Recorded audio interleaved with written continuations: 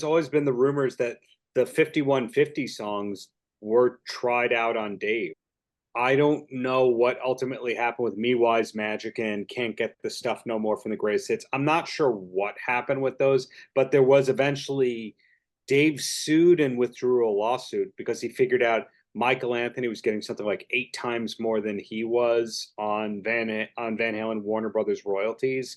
Like Really? they all renegotiated their deals and left Dave out of it because they had good management. I look at management. People give managers a really bad name and they make fun of them for stealing and all that kind of stuff. But a good manager, even if they make a lot, if they improve your deal, Yeah. so the more that they get you covers their share and everyone still has a lot more, then that's a great manager. Yeah. And if you look what Azoff and his team did for the 2007 and forward kind of reunion stuff, they were amazing. And you could say Van Halen was mismanaged before Dave left in '85. That's true.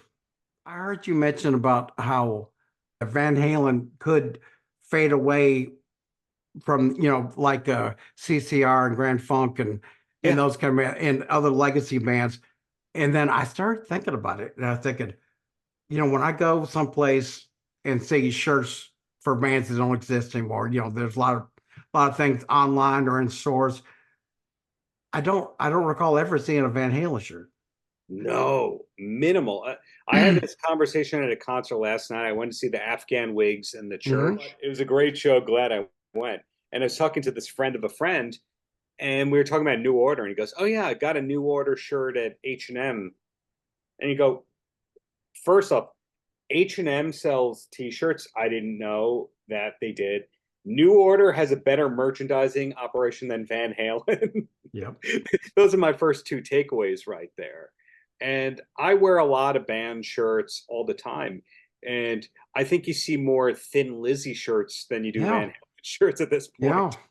You got to have something to keep the legacy alive. I mean, the music is great, and there's always going to be, fans of the band. Def Leppard shirts are everywhere. Yeah. GNR shirts are everywhere. Motorhead shirts are everywhere. Motorhead sold 10 times more shirts than they did records. Wow. Ramon shirts are everywhere. Misfit shirts are everywhere. And Van Halen was bigger than all these bands except for Guns N' Roses. Yeah. Is it they can't agree on how to split up the money? That could be a possibility. It could be that Dave goes, I don't like the designs. Yeah. I okay, Dave, you come up with the designs. I'm gonna. And then he doesn't. That could be one thing. Like Kiss has made us believe that they're 10 times bigger than they are and were. Yeah. And they did it through merchandising. And I love Kiss. At the same time, I make fun of Kiss on a daily basis. Yeah. Kiss does not have one of the best catalogs of all time, but they arguably had the best merchandising of any band. And I guess the feeling was, well, 1,000 people are going to buy everything that we do, so why not have a bowling ball and a toothbrush and this? You go like Van Halen could have that same thing, but where I'm really going with Van Halen is like they're name checked in Back to the Future and Bill and Ted and Yeah. all these like seminal pop culture things that live on and have gotten reboots and remade. And it's almost like they're fighting it, going, no, no, no, we don't want to be, no, please, that's okay. We're good here. We had enough success. It's absolutely crazy because you know how well Van Halen shirts would sell if they had them. Even if it was just the old gold wings kind of thing, Yeah. Mm. it's just missed opportunity after missed opportunity with that band. If okay, let's say David Lee Roth did the following three things. For nothing, absolutely nothing.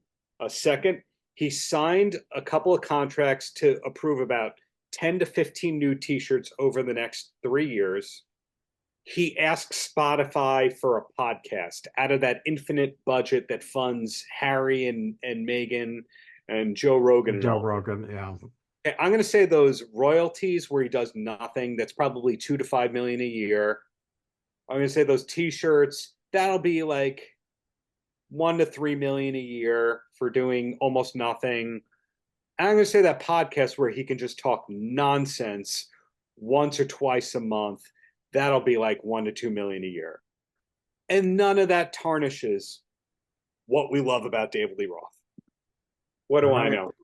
Well, I go back to what you said earlier. I think he no longer has someone to help rein him in, whether it be with the songs or whether it be with the, what he's saying, what he's doing, the movie, anything. Somebody to actually just, like you said, somebody to edit him, just rein it in a little bit, or sometimes a lot. But what do you think was the reason that the Van Halen tribute never happened? Some of it I'm not allowed to say. I'm Okay. going to wait a little while more before I go public about it. Totally get that. Yeah. But let's just say some people are easier to work with than other people. Some people are in better physical condition to be able to do it than other people. And other people who may or may not be physically limited or easy to work with have short attention spans. So more happened than the public knows. Okay. And there were actually attempts, because all we hear is, oh, they were going to do it with Jason Newsted and Joe Satriani, and then Newsted leaked it, and then it was over.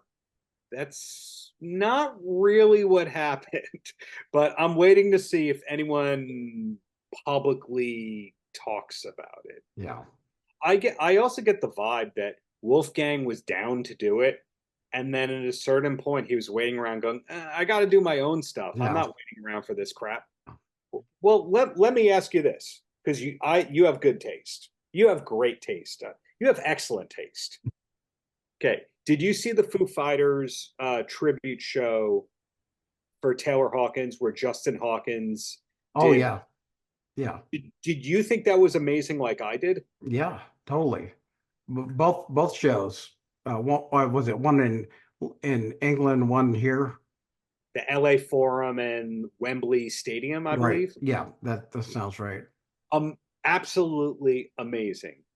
I don't know if the answer is a Van Halen tribute with 1 or 2 or 3 members of Van Halen on stage, or if the best Van Halen tribute is like Experience Hendrix. To me, I think Experience Hendrix is the perfect, or a G3 kind of show, where you go like, that's the backing band. Let's bring up a series of special guests.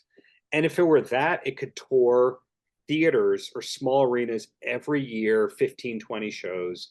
And every year you go, okay, well, we're going to see Nuno Bettencourt and Paul Gilbert, and perfect. Love it.